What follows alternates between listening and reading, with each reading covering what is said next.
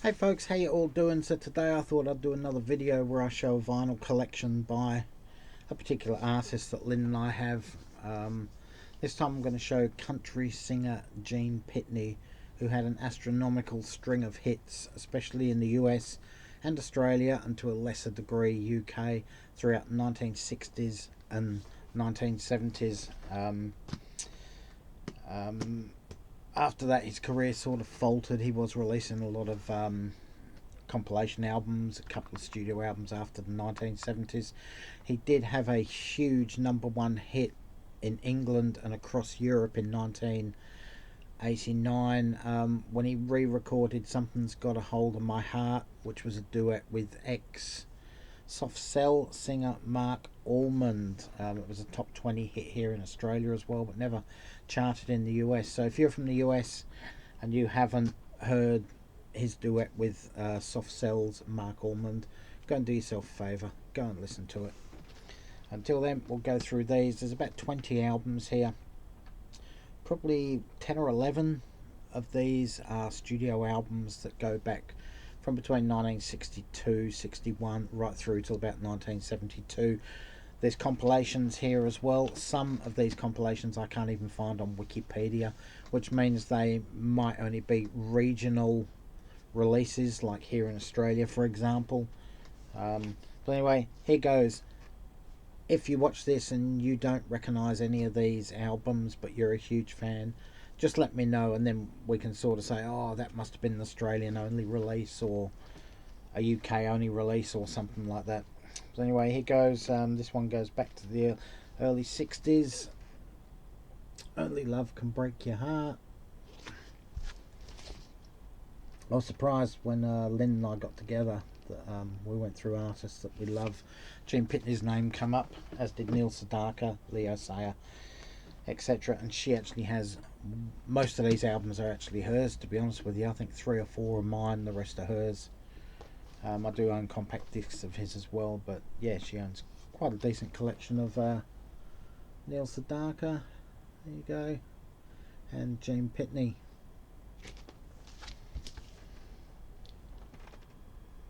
I'll sort of zoom in, you can see what tracks are.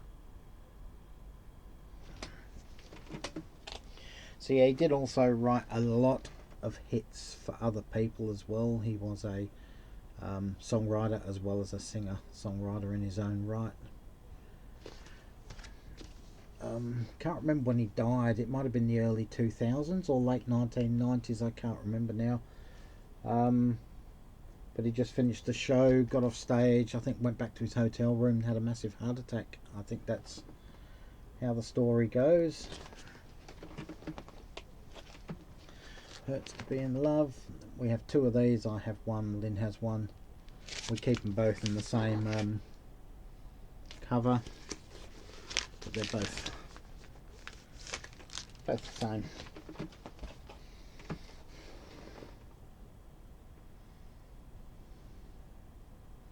So there you go. And the records themselves all in really, really good condition. They're almost, I mean, that's a hair on there, but they're all really, really good condition.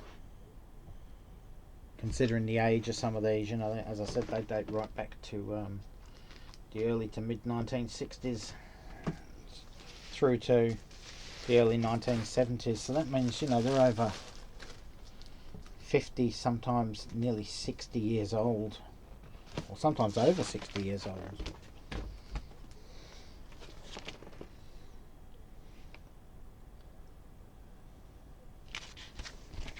Here's such a cool singer, Gene Pitney.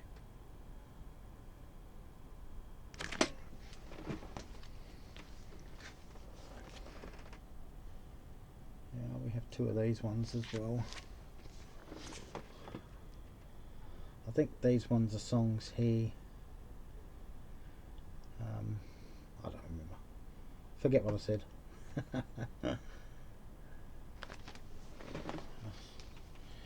This one here I can't even find on Wikipedia, dedicated to my teen queen, so this may have just been a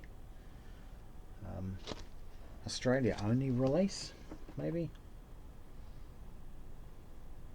But if you notice, the girls on the cover are wearing exactly the same clothes, and so is he from the previous, right down to headband, shoes, etc. So these screenshots were taken at the same time, obviously. Compilation there. If you look at these tracks, most of you will know the songs. They were big hits all over the world, and probably still get played on radio today. The Man Who Shot Liberty Valance, Hurts to Be in Love, Town Without Pity, 24 Hours from Tulsa, Mecca, etc, etc. If I didn't have a dime to play the jukebox. This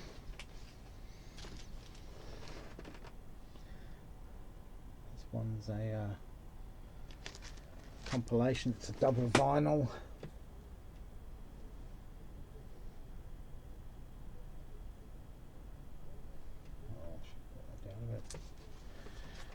I won't show you the vinyl, but I'll open up the gatefold for you.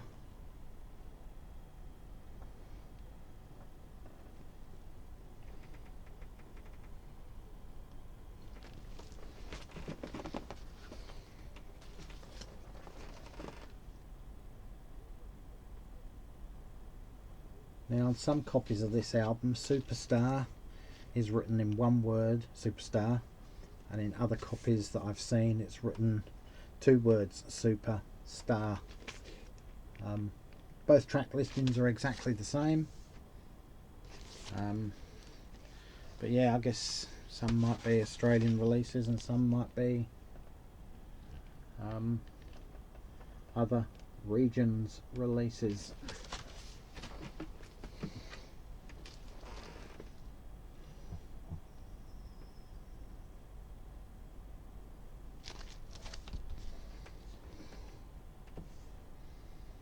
Yeah, he's one of the most iconic country / pop singers of all time. I think he did a couple of duets albums with George Jones from memory. I could be wrong. If you're a fan, I'm sure Doug from Auditory Vinyl, I'm sure you're a fan of Gene Pitney, mate. You seem to be a fan of a lot of the same sort of country and 60s, 50s singers that I am. So if you are, just let me know, will you? About him recording albums with George Jones, because I'm a big fan of George as well. Another compilation there.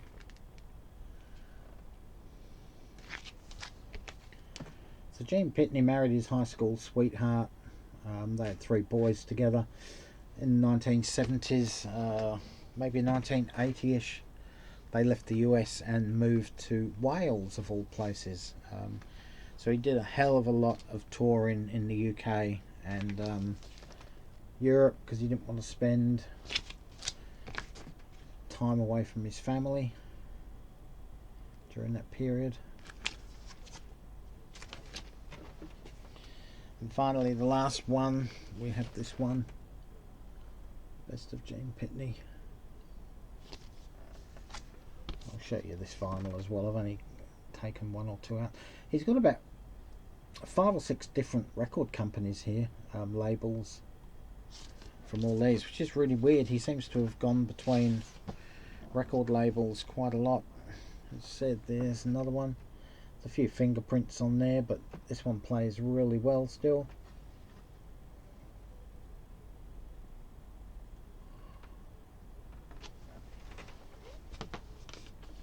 So anyway, guys, that is Lynne and I's, well, mainly Lynne's collection of Gene Pitney vinyl records. Leave your comments in the comments section below. Are you a fan of Gene Pitney?